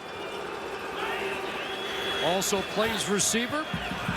Been here a couple of weeks now. And a fake here, and Brian Bennett's got it. He'll run for a first down. Well, they fake on 3rd and short, and they make that with plenty to spare. So it's been a special teams afternoon in more ways than one. Right in that sweet spot where if you don't win the play and you're not successful on the fake, you're not terrible. You know, you're still in their side of center, and it's not a big loss. It's that perfect time. That's where the return team has to be alerting. This is the fake area. This is where they might try it. Well executed. First down at the line, 35. And that slant. Aaron Grimes with the tackle on Shaq Evans. There is a flag in the Rough Rider backfield, coming back on a hold.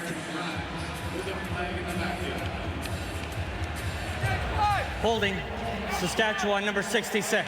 That's a 10-yard penalty. It'll remain first down. Vladeck draws the flag this time. Well, Shaq Evans can run that slant route. I mean, running the slant route takes courage, because you are going to get whacked in there. You know that there's a linebacker hanging out right in where you're going to end up meeting the ball. Got some size out there, physical receiver who can fly. And here's Thigpen over the middle, and the crosser. Good block by Shaq. Shaq Evans got Thigpen a couple more. Little things matter. Down around the 32-yard line. Our live parabolic game just took a hit. And it will be 2nd and 7.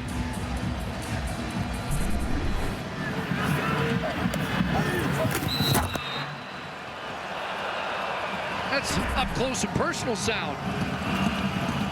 2nd and 7.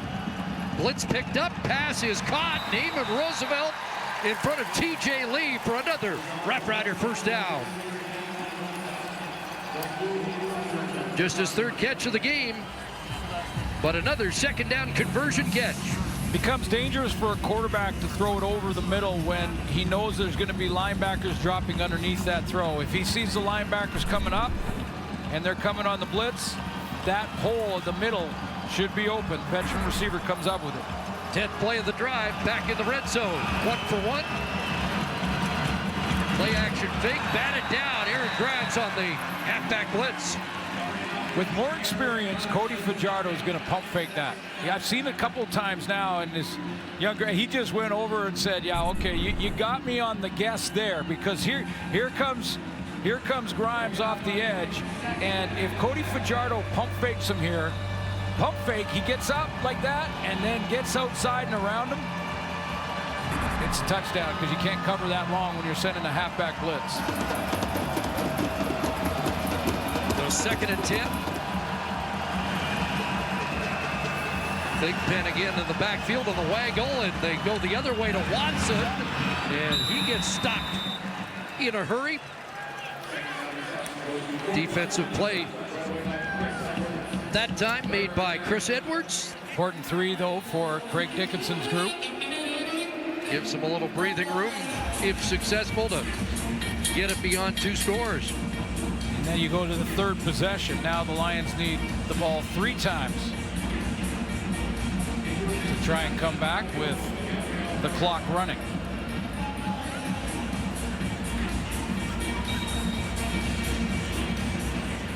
So lining up a 19-yard attempt. So that's a good, as long as they make this, that's a good bounce back drive after taking some momentum right away, getting it back to 3 possessions. Even a single does that. Out of the hold of John Ryan. Up and good. 37-18.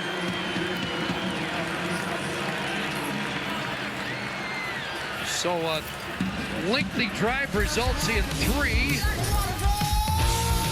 Not a lot of damage done except to a parabolic mic.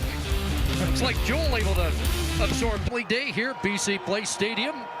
Now a 19-point lead for the visitors. Mike Riley to work. Pressure coming, but has time to air this one out. A jump, and it is dropped. Burnham able to fight for position, and then couldn't secure it.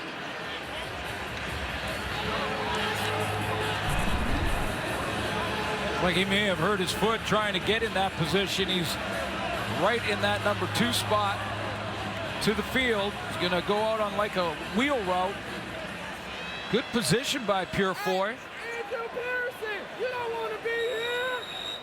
I'm not so sure that might have been challenged, even if he caught it, and see if Burnham would get the offensive PI with the little push on the back of Purefoy. Would have been the Lions' biggest play from scrimmage on the day. 2nd and 10. Pump from Riley, and he's in trouble. McHenry had him going down the pass. Let's see if they're going to rule that that was a sack or an incomplete pass. But it is another 2 and out. Well, every game's a different journey. Charleston Hughes is outside. There's McHenry in the interior spot.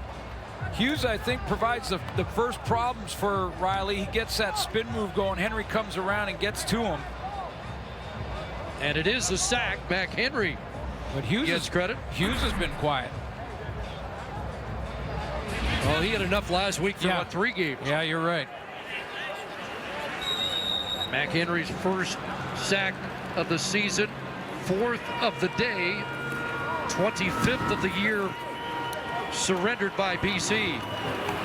Kyron Moore from his 37. He'll try and get outside, and he got upended by Frederick Chagnon.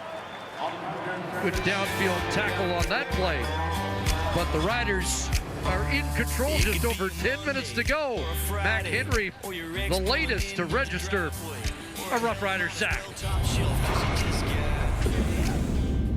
In a continuing theme for the Lions this season, and for the Rough Riders against the Lions in this back-to-back series. William Powell back in the game, got a little bit of a breather on the last series with Thigpen in the backfield, but Powell continues to pad his stats in the game.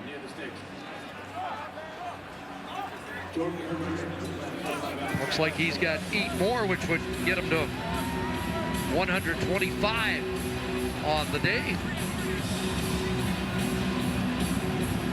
And with the lead in the 4th quarter, the running backs are living for this. Oh yeah, this is money time for tailbacks.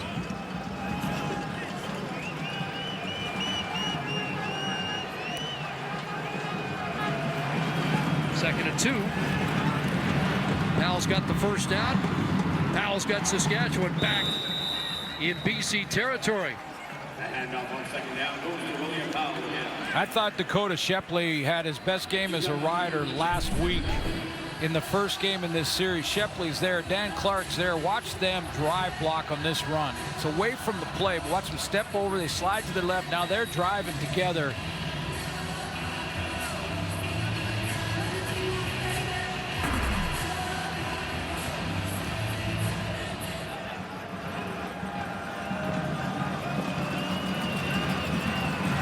You like Shark Week, you got a good idea. We should have Hog Week. Hoggy Week.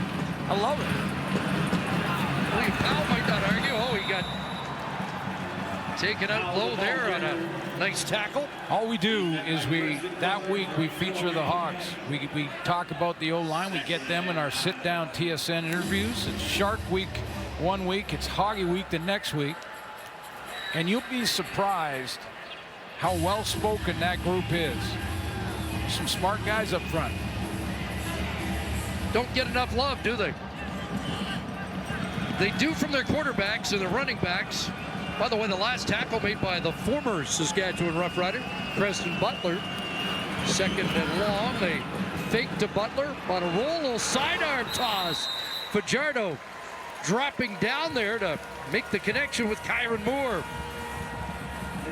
Well, a few things here. One, rolling opposite way. Very tough to make an accurate throw going to your left when you're a right-handed quarterback. Secondly, this takes tremendous confidence now. He just wants to keep this 3 possessions. You got to keep the ball possession. Don't let the BC Lions get any life. So first down's important, and he puts it in a small window. 4 catches, 38 for Moore. 1st and 10. Fake to Powell, and that's Linnaeus with his first tackle catch. Gary Peters with the tackle. Braden Linnaeus from North Vancouver has a catch back in his old stomping grounds, and a Carson Graham high school product, just like the man to the right of me. A couple of players went through that high school, Carson Graham High School in North Vancouver. The great Earl Henderson, who coached not just one, but I think 3 generations of kids going through there, was the coach that I learned a ton about this game from. Linnaeus 3 years in Washington, finished in New Mexico, and Cody Watson left uncovered, and he'll lunge inside the 20. TJ Lee trying to strip the ball away from him, and comes up with the ball, but the whistle had sounded. Boy, this is just textbook work by the Saskatchewan Roughriders offensively. Just grind this game down and have Cody Fajardo start the drive with a couple of William Powell runs, and then after he gets that established, pull the ball a few times. He's got open receivers, made a confident throw to Kyron Moore in the middle. Now he's got a wide open Watson who does the rest of the work for him. Watson, the leading receiver on the day now, 6 catches for 53 yards. And they run. Powell. More nifty running for William Powell down around the 10. That's a gain of at least 9. 142 yards for William Powell. The top rushing day of the year, 202 by William Stanback. Watch the fake here with the ball from Cody Fajardo. This is something you expect from experienced quarterbacks. He sold the fact that he was going to throw hot by looking at the receiver, holding the ball up in the throwing position, and then he went and handed it off to Powell. Hands it back to Powell on 2nd and a yard. Stumbled, but has the first down. You expect that from guys in start 50, not necessarily in start number 5. Well, it is his 50th game. But as you say correctly, just his 5th start. Well, in plays like that, they get anxious and they just want to hand it off on the draw. But the defenders are always looking for those keys. So that split-second look with the ball in the throwing position to a receiver, that could freeze a D lineman, freeze a linebacker for a second, and give Powell an extra edge. 3rd consecutive red zone trip, and as you can see, inches short on 3rd down. The heavy team gets called in. And Fajardo comes out, used to do the short yardage, gives way to Brian Bennett, who had that carry on the fake punt a little earlier in the 4th quarter. And a special teams guy, Brian Bennett. My guess is just take it right behind 67 and just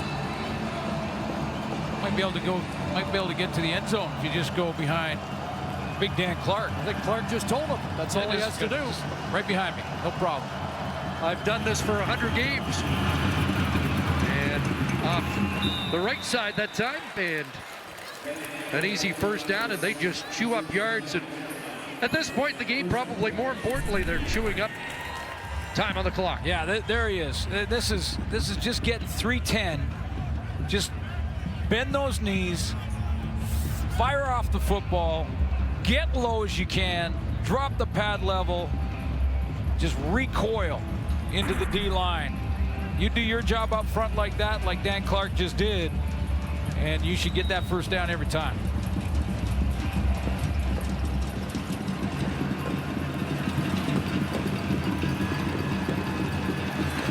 Roughriders in position to put this one away. Just over 4 minutes to go. Pulls it from Powell, tries to get outside, and does! And will get angled out at the 1.5 yard line. How about that move on Gary Peters? How about this move? Gary Peters is over there right now trying to find his shoes and his jock and his elbow pads. He's like, whoa, oh. Froze him. Cody's scored in 5 consecutive games. Last Saskatchewan Roughrider quarterback to do that was Kerry Joseph. But a chance here to score in a 6th consecutive game. Interesting, they're in shotgun in this. I'd be under center and just hand it to Powell. He does hand it to Powell. The 11th play of the drive is into the end zone, touchdown. That's what you want with the lead. That's the drive you want. Season series on the line here. Saskatchewan's bringing it home.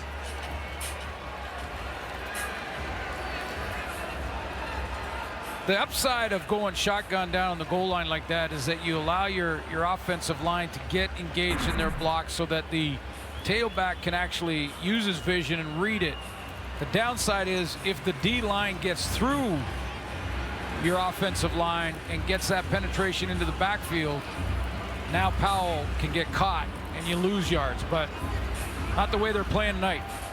Finishing touches on a player of the week kind of game for William Powell, his 3rd touchdown, 20 carries, 143 yards. 11-play drive that took 6 minutes and 31 seconds. That's textbook.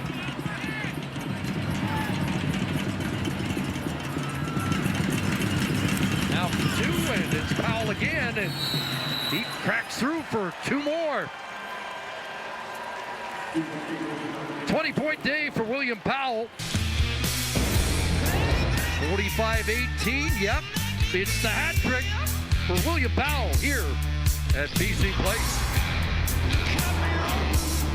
It's the 2nd time teams had 2 kick returns in the same game, kickoff returns, and here's Ryan Langford, the 19th player in history with 2 kick return touchdowns in the same game. 2nd Lion, Chris Rainey did it. One guy did it 3 times. Guy by the name of Gizmo Williams. Langford stopped up around the 35 this time. And it won't be Mike Riley to finish this time. It will be Danny O'Brien. Put a little bow on this show tonight because we started out by explaining what happened in the first game when Riley was left out there with 3 minutes to go and 3 possessions and was still taking a pounding. Actually looked like he had hurt his ankle. Devon Claybrook said yesterday that in retrospect he probably should have taken his quarterback out. Mike Riley mentioned he didn't want to come out. He doesn't ever want to come out, but Devon Claybrook's doing the right thing right now, protecting him against his own desires. Mar Durant can't make the catch. As we hit the 3-minute warning, Durant without a reception on the day.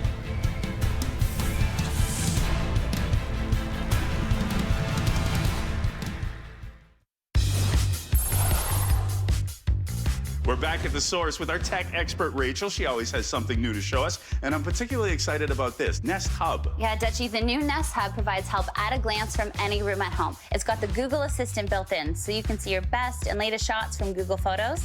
You can also control your connected devices. The Nest Hub allows you to monitor who's at... Pounding actually looked like he had hurt his ankle. Devon Claybrook said yesterday that in retrospect, he probably should have taken his quarterback out. Mike Riley mentioned he didn't want to come out. He doesn't ever want to come out.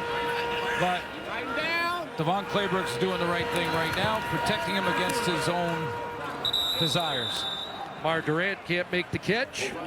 As we hit the 3-minute warning, Durant without a reception on the day.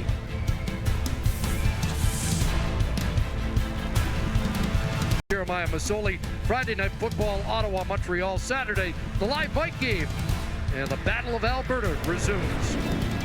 Alouettes on a roll right now, and heartbreaking news from Hamilton for sure. Danny O'Brien's throw was almost picked off, stretching out there to make the defensive play was Alex Chevrier. Now, this is the right decision by Devon Claybrooks. The Lions will have a bye, so Riley can heal up. It'll give the organization a chance to make some changes that they will certainly have to make.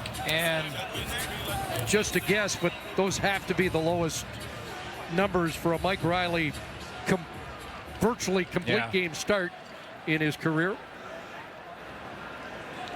And look at the net yardage. It's been a long time since we've done a game where one team's been held under 50 yards. In fact, I don't remember the last one. I don't think, I'm not sure there has been one, but again, back to the Saskatchewan Roughriders' next opponent is Hamilton Tiger Cats without Jeremiah Masoli. And heartbreaking to see a non-contact injury, ACL. He's gone for the season.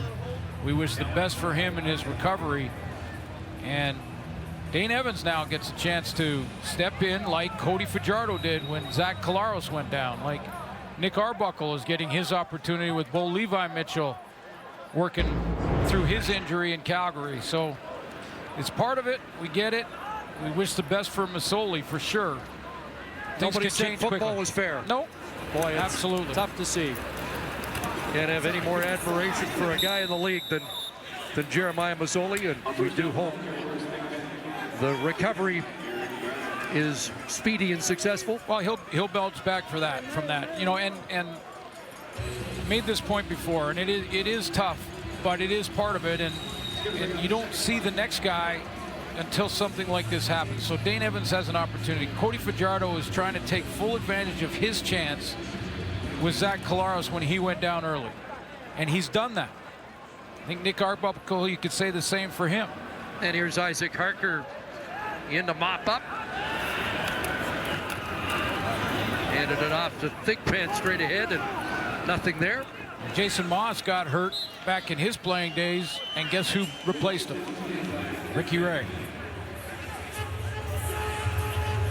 Turned out okay, didn't it? Put together a pretty good career. So, you know, I know Masoli is going to do whatever he can to help Dane Evans take full advantage of his opportunity. But for everyone that sort of predicts how the season's going to end and who's going to make the playoffs in the first third, boy, things can change in a hurry. And Saskatchewan will now play against Hamilton next week without Jeremiah Masoli.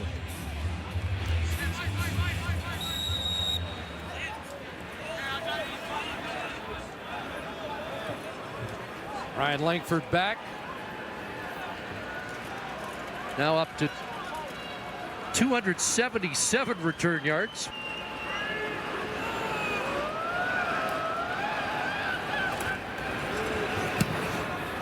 Line drive by Ryan. And here's Langford. Little stutter step there. And almost got loose again, but finally corralled.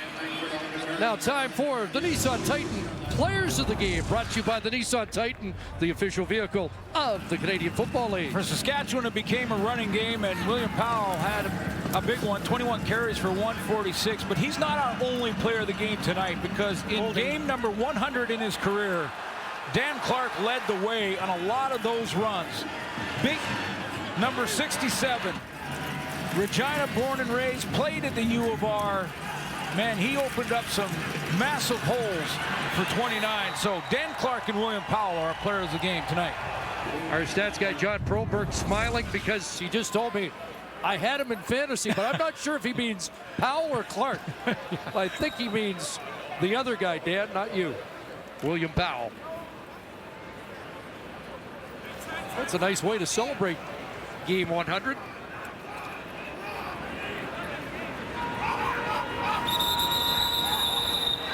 And interesting, and we were in a commercial, and Chris, I know you made a point to me that Charleston Hughes didn't have a big statistical game tonight like he did in the first one. But when you look at the stats, that Rider defense collectively all got involved. I mean, the most tackles in the game, Elimimian with 4. Procedure, BC, number 50. We'll go half the distance to the goal, remain first down. So as Devon Claybrooks said, at the halftime mark, he said, you know, they're doing that delayed blitz, they're stinging us. So the linebackers were a little more involved in the second game plan in the second game against the same opponent. But that team defensively all contributed with a couple of tackles each. Strangely, Hughes may be the only guy on that defense that doesn't have a stat in this game. Purifoy adds to his, and it's a triumphant return for Solomon Elimimian and Manny Arsenault to BC Place. Manny kept the streak alive with one catch, and they're asking him to do a little blocking in the run game, things like that. But thought Elimimian set the tone though early, didn't he? Yeah, he did. And you can bet that Manny will contribute in a bigger way in the passing game as the season goes on. And again, I've said this before, but if you don't do it, follow Manny Arsenault on Twitter, because the guy is so positive. Well, that'll be a penalty. Yeah, Micah Johnson hauling down Pearson, and now Micah wanting to go with Hunter Stewart. And we've got a little extracurricular in the final minute.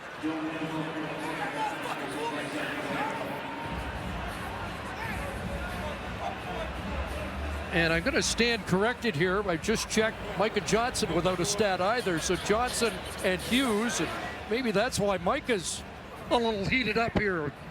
Wasn't able to. Well, the only numbers that matter really are these ones here. Yep. But yep. I mean, it's been a near flawless defensive performance by Saskatchewan, no matter who has the stats. And keep in mind that two of the returns by Ryan Langford for BC counted for 12 of those points. The offense with 3 points plus the 2-point convert. Could be like 45-3. Now 48 net yards. Craig Dickinson said his goal was to get them to 3-3 at the third mark of the season, and they're going to do that. After the play, we have multiple major fouls. Unnecessary roughness, Saskatchewan. Number 99 and number 2. Unnecessary roughness, BC, number 50. This will give them a first down, BC. AC Leonard and Micah Johnson involved. Well, decision time. First third of the season is a chance for the coaches on a struggling team. You're Devon Claybrooks. It's a chance to make changes in time to still take a run. If you're a successful team and you're building, then you're just adding little pieces. But Ed Hervey and Devon Claybrooks have the bye week now to make some changes and maybe take a run. Remember, the last time they were 1-6 was 2011. And won the championship that year. Players get a bye, but you could bet Ed Hervey's not going to take a couple of weeks without being active.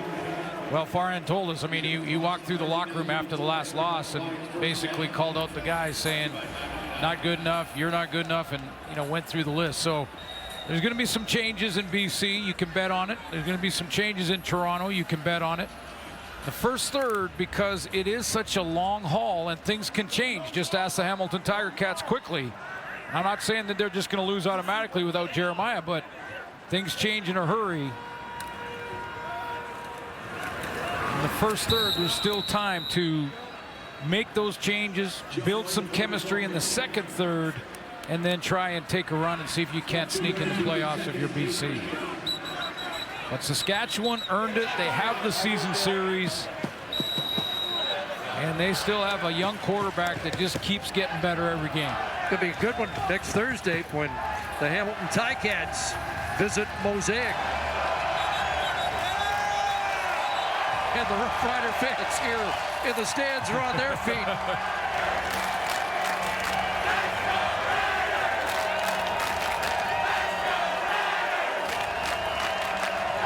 There's watermelons.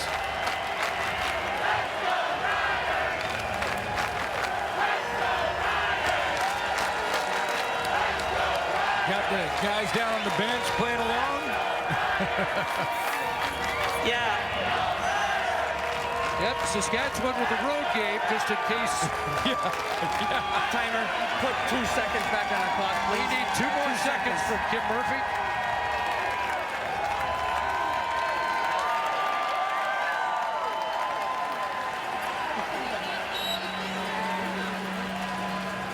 In the final, offensive numbers, 395 net yards Saskatchewan, 64 for the Lions, plus that carry. That's the game. Roughriders get to 3-3, and they cap the back-to-back. First time they've ever swept a back-to-back series with the BC Lions since 1974.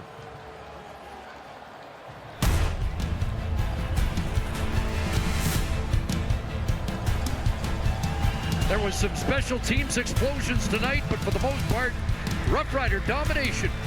45-18, the final score. So long for BC Place. Here comes SportsCenter.